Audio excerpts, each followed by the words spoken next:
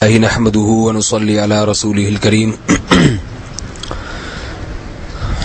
ایک اور گناہ جو کبیرہ گناہ ہے اور اس پر بہت سخت وعیدیں ہیں وہ ہے جاندار کی تصویر بنانا۔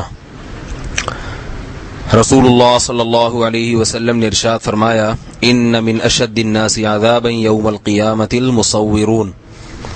قیامت کے دن سب سے سخت ترین عذاب تصویر بنانے والے کو ہوگا۔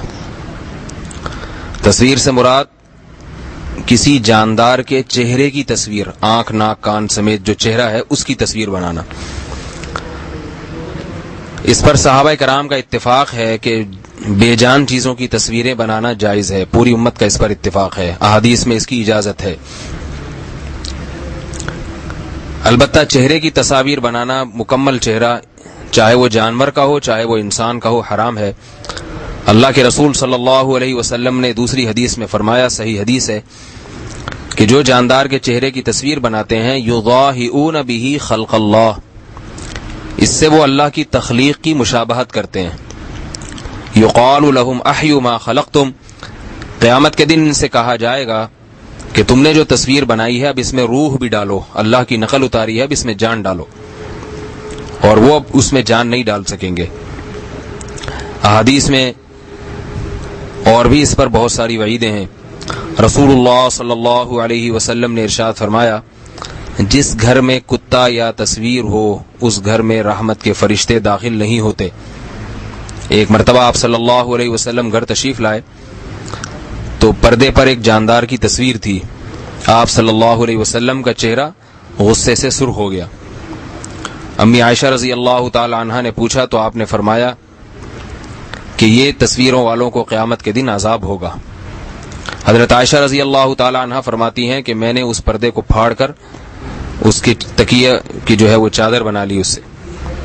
اس حدیث سے علماء نے استدلال کیا ہے کہ تصویر کو اگر پھاڑ دیا جائے تو بھی ٹھیک ہے، یا تصویر کو اگر ایسی جگہ پر ڈال دیا جائے جو پاؤں سے روندی جاتی ہے یا اس کی توہین کی جاتی ہے تو بھی جائز ہے، جیسے قالین کی تصویر ہے یا ایسی جگہ تصویر ہے جہاں پاؤں رکھے جاتے ہیں، تو اس میں انشاءاللہ کوئی حرج نہیں ہے۔ حضرت عبداللہ ابن مسعود رضی اللہ تعالی عنہ کی کسی نے دعوت کی تو آپ جب گھر تشریف لے گئے تو دیکھا کہ ایک کمرے میں تصویر لٹکی ہوئی ہے۔ حضرت عبداللہ بن مسعود رضی اللہ تعالی عنہ اس کمرے میں داخل نہ ہوئے۔ اس شخص نے اصرار کیا تو آپ نے فرمایا، کلا حتی تکسرہ، میں ہرگز داخل نہیں ہوں گا جب تک تم اس تصویر کو پھاڑ نہیں دیتے اور توڑ نہیں دیتے۔ تو صحابہ کرام اس معاملے میں اتنی سختی اور اتنی مضبوطی کیا کرتے تھے۔ تو اس لیے بھائی یہ جو آج کل شادی کی تصاویر لوگوں نے سنبھال کے رکھی ہوئی ہیں اور مختلف تقاریب کی تصاویر سنبھال کر رکھی ہوئی ہیں، ان کو پھاڑ دینا چاہیے۔ تھوڑے دن کی زندگی ہے، لوگ کہتے ہیں کہ یاد تازہ رہے گی، یہ سوچنا چاہیے کہ قبر میں جانے کے بعد سب بھول بھلیاں ہو جاتا ہے، کوئی اپنے ساتھ البم نہیں لے کے جاتا شادی کی۔ اللہ کے عذاب سے ڈرنا چاہیے۔ البتہ آج کل جو ڈیجیٹل تصاویر ہیں ویڈیو کیمرے کی، اس کے بارے میں علماء کا بہت زیادہ اختلاف ہے، دو رائے ہیں علماء کی۔ بعض حضرات اس کو تصویر کی فہرست میں داخل کرتے ہیں اور بعض اس کو تصویر کی فہرست میں داخل نہیں کرتے، اور دونوں طرف محقق علماء ہیں، دیندار علماء ہیں۔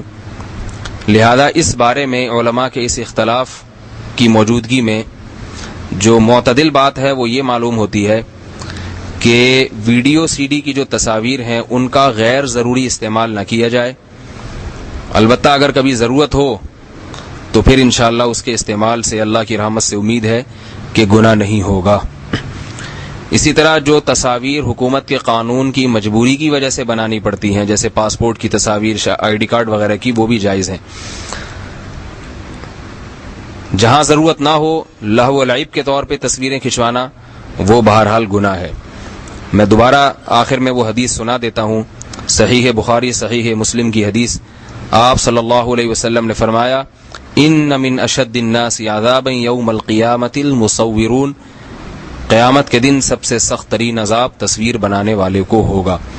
اللہ تعالی ہم سب کو اس کبیرہ گناہ سے بچنے کی اور توبہ کرنے کی توفیق عطا فرمائے۔ وما علینا الا البلاغ۔